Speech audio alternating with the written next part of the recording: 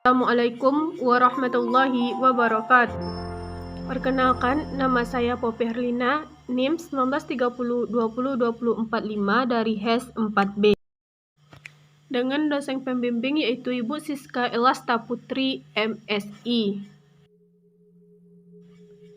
Penegakan hukum di Indonesia. Penegakan hukum di Indonesia.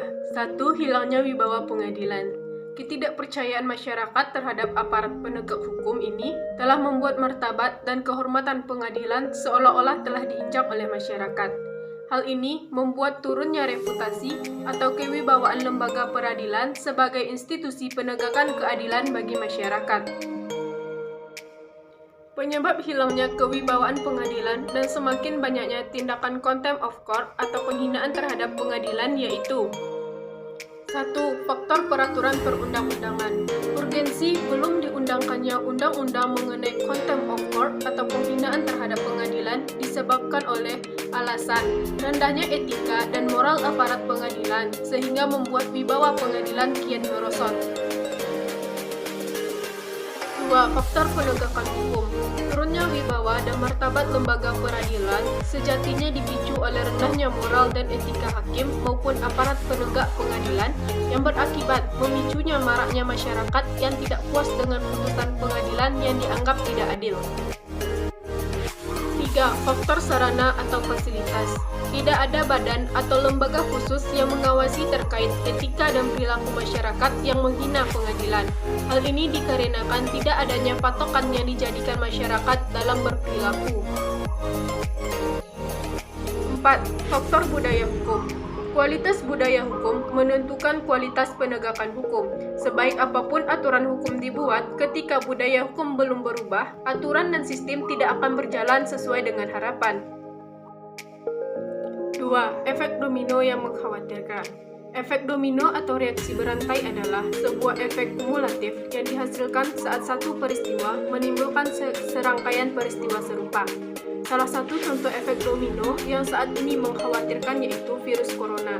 Efek domino dari virus corona diperkirakan akan terus berlanjut selama belum ditemukan obatnya.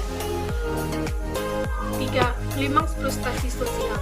Para pakar sosial menilai maraknya kekerasan oleh masyarakat yang merugikan hingga berjatuhan korban belakangan ini merupakan bentuk respon klimaks frustasi sosial yang timbul karena menumpuknya rasa kekhawatiran, dan kondisi ini dapat terjadi karena beberapa faktor yang saling mempengaruhi, seperti lemahnya penegakan hukum dan kemiskinan. Masyarakat semakin frustasi sebab kondisi kacau yang terjadi di depan mata. Selain merasakan sehari-hari, rakyat juga melihat kondisi yang membuat frustasi itu melalui media massa.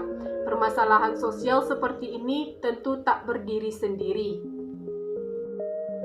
Dom Kelder Camara dalam teori Spiral of Violence menyebutkan bahwa rasa ketidakadilan adalah pemicu utama munculnya berbagai permasalahan dalam masyarakat.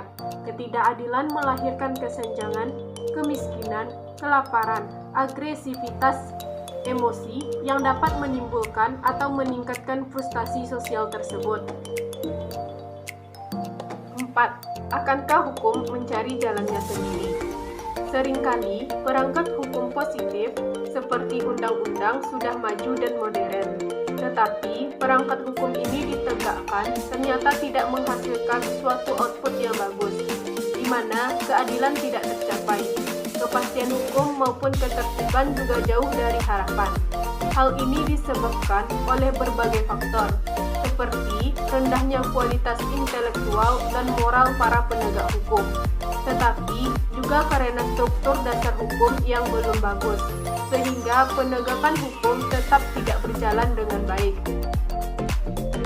Profesor Sucipto Raharjo dalam hukum membiarkan hukum mengalir secara jelas, dipengaruhi oleh hipotesa Karl Rahner yang menyatakan agar hukum itu dibiarkan mencari dan menemukan jalannya sendiri secara progresif.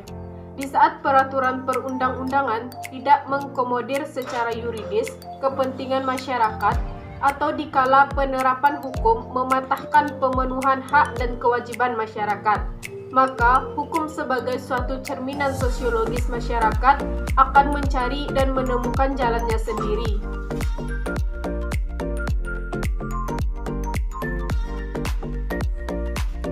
Assalamualaikum warahmatullahi wabarakatuh.